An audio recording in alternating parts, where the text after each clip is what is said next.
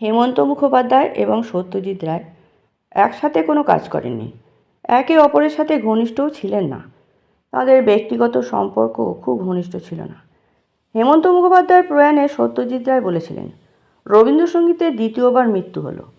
সত্যজিৎ রায় ও হেমন্ত মুখোপাধ্যায় বাংলা চলচ্চিত্র ও সঙ্গীতের দুই উজ্জ্বল নক্ষত্র হলেও সমসাময়িক হওয়া সত্ত্বেও পেশাগতভাবে তারা কখনোই একসঙ্গে কাজ করেননি।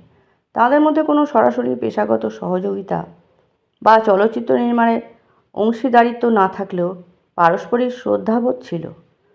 সত্যজিৎ রায় তার চলচ্চিত্রগুলিতে পণ্ডিত রবিশঙ্কর, আলী আকবর খান বা বিলায়েত খানের মতো সঙ্গীত পরিচালকদের ব্যবহার করলেও হেমন্ত মুখোপাধ্যায়কে কখনো নেননি। সত্যজিৎ রায় রবীন্দ্রসঙ্গীতের জন্য কণিকা বন্দ্যোপাধ্যায়কে পছন্দ করতেন এবং তাঁর ছবিতে কিশোর কুমারকে দিয়ে গান গাইয়েছেন, কিন্তু হেমন্ত মুখোপাধ্যায়কে নয়। চারুলতা ও ঘরে বাইরের মতো রবীন্দ্রসঙ্গীত নির্ভর সিনেমাতেও সত্যজিৎ রায় কিশোর কুমারকে দিয়ে গান গাইয়েছেন, কিন্তু হেমন্তকে নয়।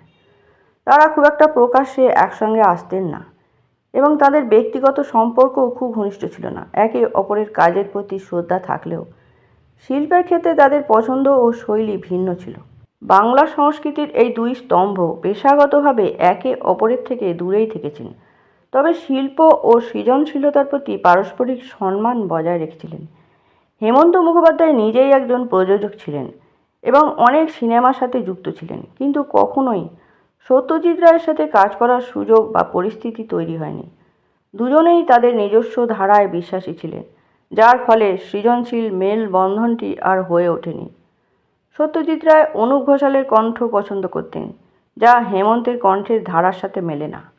যদিও হেমন্ত মুখোপাধ্যায় প্রযোজক হিসেবে মৃণাল সেনের নীল আকাশের নিচের মতো ছবি প্রযোজনা করেছিলেন, কিন্তু সত্যজিৎ রায়ের সাথে কাজের কোনো সুযোগ তৈরি হয়নি।